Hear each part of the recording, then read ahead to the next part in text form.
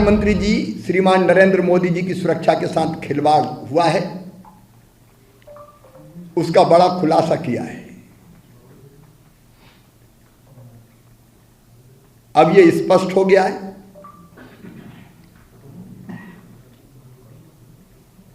कि यह कोई संयोग नहीं था, एक खूनी साजिश थी, षड्यंत्र था। यह अचानक हुई घटना नहीं थी, पहले से प्रायोजित थी। यह कोई कुदरती नहीं, एक कॉन्स्पिरेसी थी। ये स्पॉन्टेनियस नहीं, स्पॉन्सर्ड थी।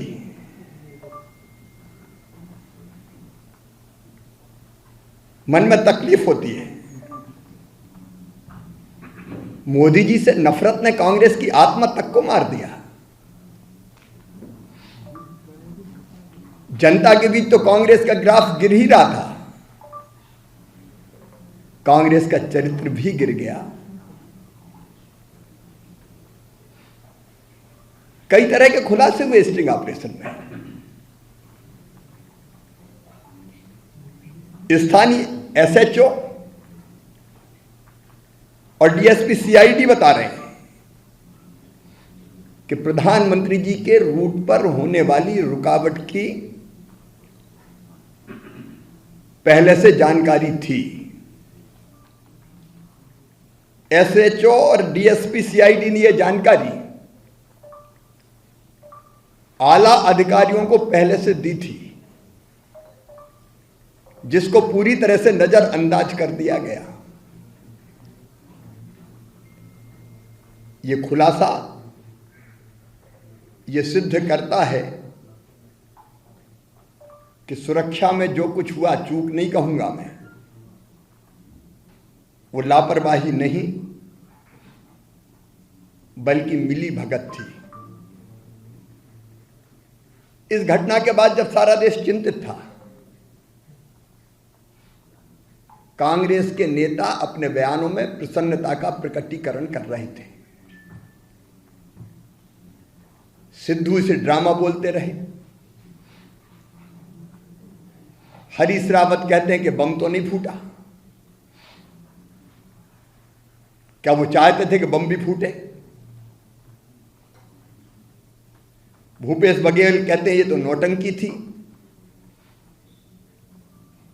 और मध्य प्रदेश कांग्रेस का ट्वीट था कि पंजाब ने दिल जीत लिया। ये बयान आखिर किस तरफ इशारा करते हैं? घटना के 7 दिन बाद मैं मैडम सोनिया गांधी से सवाल पूछना चाहता हूं, देश जानना चाहता है। पीएम के साथ 5 तारीख को जो घटना हुई,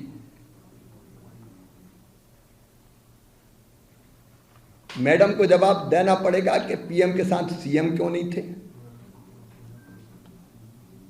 सीएस क्यों नहीं थे, डीजीपी क्यों नहीं थे। पंजाब के सीएम कहते हैं कि किसी को कोरोना हो गया था, इसलिए वो कार्यक्रम में नहीं गए। लेकिन ये कहने के थोड़ी देर बाद वो बिना मास्क लगाए प्रेस कॉन्फ्रेंस में प्रकट हो गए थे। पीएम का दौरा हो और सीएम ना रहे, सीएस और डीजीपी की गाड़ी खाली चले, क्या ये सिद्ध नहीं करता कि इनको पता था कि क्या होने वाला है? ये सवाल भी उठता है मैडम कि प्रधानमंत्री के रूट की जानकारी आखिर किसने प्रदर्शनकारियों को दी? एक और सवाल मैडम से, पुलिस की मौजूदगी के बावजूद इतनी बड़ी संख्या में इतने कम समय में प्रदर्शनकारी इकट्ठा कैसे हो गए? आमतौर पर माननीय प्रधानमंत्री जी को तो छोड़ दीजिए, कोई और वीआईपी भी जाता है तो रूट क्लियर है कि नहीं, कैसे क्लियर किया जाए, इसकी पूरी व्यवस्था की जाती है। मैडम डीजीपी ने क्यों पूरी व्यवस्था और रूट सुरक्षित है, ऐसा संदेश प्रधानमंत्री जी की सुरक्षा टीम को दिया था। अगर दिक्कत थी तो समय रहते उस खतरे से आगाह क्यों नहीं करवाया गया? वो कौन से अधिकारी हैं जो प्रधानमंत्री जी के दौरे का अलर्ट जारी होने के बाद भी जरूरी कदम नहीं उठा रहे थे? एक सवाल और उठता है मैडम, सीएम भी फोन क्यों नहीं उठा रहे थे?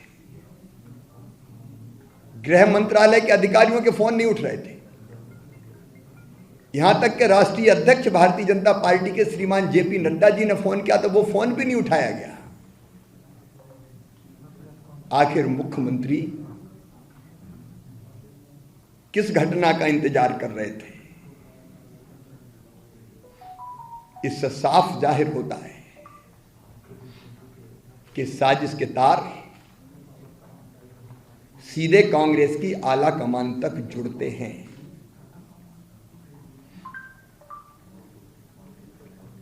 जिस फ्लाईओवर पर माननीय प्रधानमंत्री जी का काफिला फंसा था वो पाकिस्तान की सीमा से महज कुछ ही किलोमीटर दूर था। ऊंचे पेड़, ऊंची इमारतें, यदि कोई घटना घटती तो कौन जिम्मेदार होता? क्या पीएम की सुरक्षा के संबंध में गलत जानकारी देना राष्ट्रद्रोह नहीं है?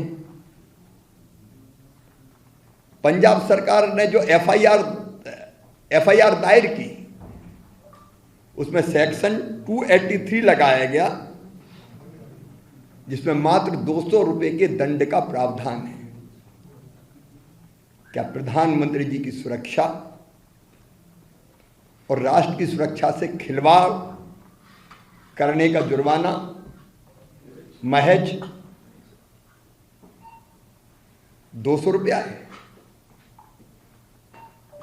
ये जवाब आज देश मांग रहा है। कांग्रेस को ये जवाब देना पड़ेगा। ये पहली बार नहीं है कि श्रीमान मोदी जी से घृणा करते करते कांग्रेस देश से, प्रधानमंत्री के पद से, संविधान से, सेना और सुरक्षा से और राष्ट्रहित के साथ ही घृणा करने लगी है। इससे पहले पुलवामा पर सियासत की गई, पाकिस्तान को क्लीन चिट दी,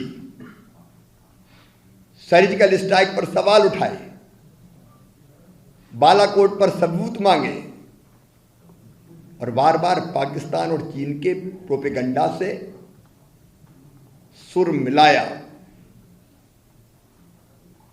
केवल एक व्यक्ति से नफरत करते करते कि ये कांग्रेस की आदत बन चुकी है। ये ऐसे सवाल है जिनका जवाब मैडम सोनिया गांधी को देना पड़ेगा, राहुल गांधी जी को देना पड़ेगा, कांग्रेस को देना पड़ेगा।